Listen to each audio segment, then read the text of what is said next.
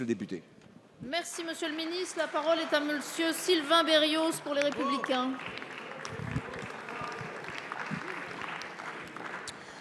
Monsieur le Premier ministre, les bonnes nouvelles sont rares pour les familles depuis 3 ans.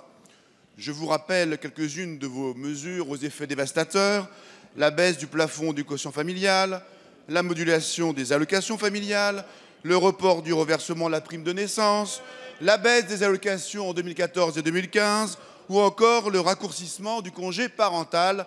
La liste est longue.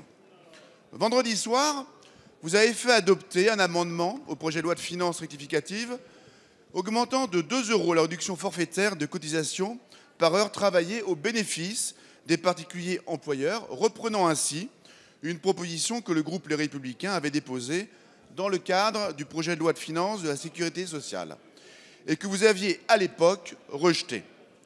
Votre volte-face est une bonne nouvelle pour les familles de France. C'est une mesure importante pour le secteur de l'emploi à domicile qui se dégradait de façon très importante depuis que vous aviez supprimé la déclaration au forfait en 2013. Néanmoins, l'adoption de cette mesure en catimini ne suffit pas à rassurer les Français ni à rendre claire votre politique familiale. Les Français n'attendent pas de vous de la clarté et de la cohérence sur vos combinaisons électorales avec vos ex-alliés.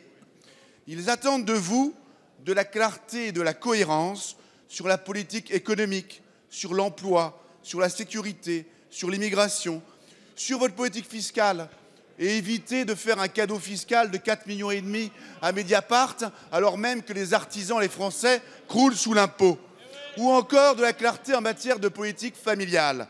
Alors, Monsieur le Premier ministre, afin d'être clair, comptez-vous également faire volte-face sur le quotient familial, sur les allocations familiales? Merci, Monsieur le Premier ministre.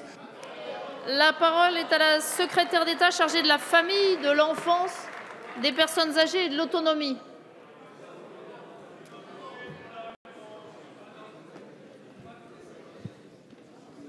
Madame la présidente, mesdames et messieurs les députés, monsieur le député, notre politique familiale est claire, elle est cohérente et elle a d'abord été déterminée par une exigence: ramener la branche famille à l'équilibre alors que nous avions trouvé des comptes extrêmement dégradés.